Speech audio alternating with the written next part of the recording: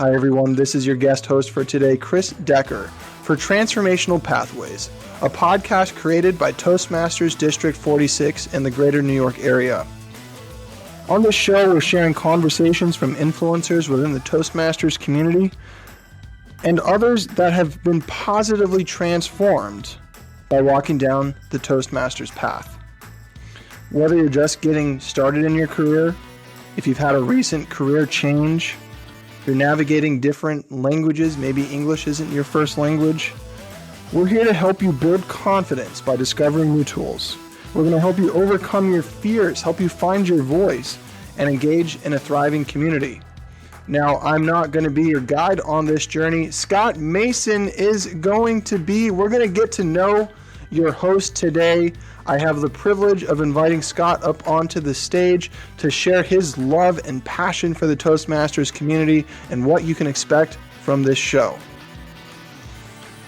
Good to talk to you, Chris, and it's good to be here. Man, isn't it good to be here? We're talking offline about the significance of putting this stake in the ground and saying we're going to create this show to rally the community around these concepts and these ideas, reach out to a younger audience, people that are just getting started. Could you speak to that a little bit? Toastmasters is one of the greatest organizations in the world when it comes to helping people find their voice, to be able to fully self-express in the world and take their career and their lives in directions beyond what they could have imagined.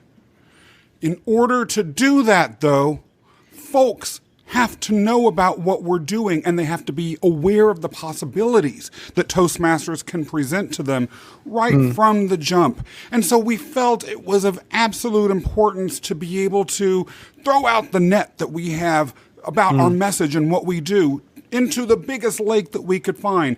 And starting this podcast was a way of jumping headfirst into that lake. Tell me a little bit about the journey and the path of getting started with Toastmasters. Let's say that I'm in college wondering what's next in my career. I've maybe done an internship. I have some stuff on my resume, but I'm a little concerned about, how my career is going to take shape. Can you walk me through what that path looks like? Yeah. There is an international website for Toastmasters. Toastmasters, folks may not know, is one of the largest nonprofit organizations in the entire world. It has chapters on every continent, I believe, except Antarctica. And it might actually have some on Antarctica. I haven't checked on that one recently. If it doesn't have one there yet, I'm sure it will as fast as it can. In any event, you go to that website, find a chapter or a district that is in your locality or that has a vibe that matches yours. We strongly believe that one of the top districts one could be associated with is District 46, which is located in the heart of New York City, the most cosmopolitan, diverse, and welcoming place in the world. And you then scroll through the chapters. There are both corporate clubs and there are community clubs. You may find when you look through the corporate clubs, if you're working for a large organization, that there is a club actually that is associated with your company. And if so, you probably would reach out to your HR office or your learning and development office. You might have also, by the way, heard about Toastmasters through your learning and development office or through your HR community if you are associated with a large organization that has Toastmasters chapters associated with it. If, on the other hand, you're an entrepreneur, you work with a government entity or a nonprofit or just a regular for-profit organization that doesn't have Toastmasters associated with it, but you still want to get that jump start, you look at the various community organizations that are there. You might want to check out a chapter that is close to where you live. You might want to check out 3 or 4 chapters and visit them. You do that online now. You can do that also in person when those organizations or when those particular chapters are meeting. And whatever one has the right vibe for you is eventually the place that you're going to find as your home. And then you will be a part of that community. You will begin to walk down that transformational pathway, and it's guaranteed your life is going to change. Guaranteed your life is going to change. Starting down the road of one of these transformational pathways, can you tell us what to expect from this show? What kind of people are going to be on? What kind of content are we going to see and hear? It can be hard to imagine the impact that walking down the Toastmasters path can have on your life without getting to know people that have been through it themselves and who can attest to that change. I've found, for instance, that the best way to get people excited and to join the club that I'm the president of has been by modeling the change in my own life, or to talk to them directly about the change, or to introduce them to other people that I know who have benefited from that, because they may not necessarily get the whole picture from me, or my change in my development might not be aligned with the path that they're looking to go on. The purpose of this podcast is to be a virtual version of that, to show anyone who might be interested in this sort of transformation in their life from a whole variety of people that are accomplished Toastmasters, who are leaders in their community or influencers out in the world, exactly how Toastmasters has changed them. It allows a whole variety of potential transformational impacts to be illustrated by those that are living it day after day. And with regards to a variety of different areas of impact, Toastmasters is traditionally seen as just a venue, for instance, for developing your public speaking skills. But that's just the beginning. Once you develop your ability to self-express, you can become a leader or a change maker or an influencer in a whole variety of different ways. And we hope to bring all of that out through this podcast. Now, we want to get to know the host today, so I'm hoping we can get to know you a little bit. Could you tell us your Toastmasters journey? How's that been for you? It's been amazing. I started my journey on Toastmasters because I went to a New Year's Day party with someone that I had barely met. They invited me and my husband to this party. We had nothing better to do that particular New Year's Day but go. And we had a nice little time. And then as we were leaving, a little old lady came up to me and she said, "Scott, you have an interesting voice. Have you ever considered Toastmasters?" I said, "Actually, yeah, but I haven't had any successful outreach." She gave me her card and she said, "Well, why don't you consider it?" So we got in touch via email. And she invited me to go to her club, which is the Roosevelt Island Toastmasters Club. It turns out that this little old lady has been with Toastmasters since the 1980s. She was one of the founding members of one of the legacy community clubs in the entire city of New York. And as a matter of fact, she just celebrated her 40th anniversary as a Toastmaster in late 2020. Wow. I went to that meeting on Roosevelt Island, a seemingly obscure location, but I felt like I'd been hit by a thunderbolt. The vibe of the place, the welcoming nature of the people that were there, the warmth, the sense of family and the sense of love that I got, not to mention the obviousness of the skills that were being taught there and the passion with which the members brought their participation in that skill set development, it deeply affected me, and I have not looked back. So after that first meeting, did you come back the next week, or what? I mean, walk me through, like, what was that early process? Great question. Yes. So at the end of the meeting, they asked me what I thought of it. I said, "Oh, it was wonderful. I loved it."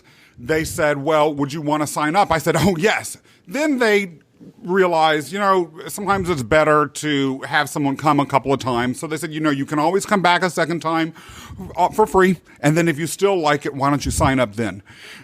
And I'm actually glad they did that, because Roosevelt Island wasn't the easiest commute from my house. But I decided to make that commute again. I had every bit as great of a time the second time as I did that first time, and I filled out a little application. It's now online. It's very, very easy to do. One can become a member almost instantly. One of the things I liked about Toastmasters and its membership was the ROI was incredible. It's not an expensive program. I could have gone to speech coaches. I could have seen a whole raft of different types of potential leadership development and communication development specialists for thousands upon thousands upon thousands of dollars. Or I could have paid, which is what I chose to do, a nominal amount and gotten every bit as much benefit, if not more. One of the things that I noticed right from the beginning that differentiated Toastmasters was the fact that feedback was incorporated into every element of the meeting. And not only that, but every single member was encouraged to give feedback. I'm someone whose natural vocal ability was fairly strong, so I wasn't used to getting feedback from anyone, let alone a whole raft of people. But there it was. And I immediately saw the benefit to getting feedback from a lot of people, as opposed to just that coach I might have been paying thousands of dollars for. So to me, it was a little bit of a no-brainer. And that's how we're finding it is for a lot of folks who come to our meetings. The feedback, the community inclusion, getting to know yourself and finding your voice, like takes a village. And you have those people around you. Now, Scott, how does it feel now that you're being asked to be the host of Toastmasters District 46 podcast, which, I mean, this is a big stake in the ground, and I just want to capture the feeling, and I don't want to discount the significance here. I'm in a little bit of disbelief. It is such an honor to be the host, not only of the podcast associated with one of the premier districts of a major international organization like Toastmasters. That alone is a huge honor, and I'm still absorbing it. But that it's Toastmasters of all organizations. Toastmasters, which has a mission that is centered on the very skill that is tied to successful podcasting. What else can I say? I'm blown away. Now, what message do you have for that young person who's maybe listening, who's maybe here with us today, and they're saying, well, it's an older organization, I